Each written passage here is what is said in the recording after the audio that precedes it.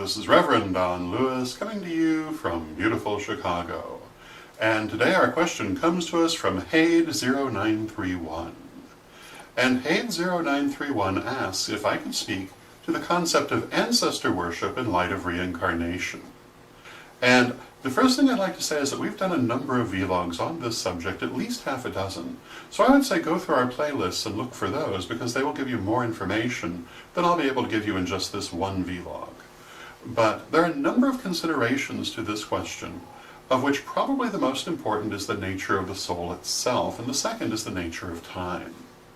Many people think of their soul as being comparable to their thinking mind, but in fact the soul is much more complex. We often speak of deity as being like a diamond, one stone with many facets. The soul is also somewhat like a diamond. It has many facets in addition to the one that is your current incarnation. And it is much more than just your thinking mind. Now, as to time, in metaphysics it's generally said that the soul does not experience time as we do in this world, if in fact it experiences it at all. And therefore it can have many different incarnations going in what we would consider the same time, because time is not binding to the soul. Therefore, all of those past lives could be thought of as being simultaneous. In addition, your soul can have other incarnations going at the same time that you are living in, and you may, in some cases, even experience glimpses of these.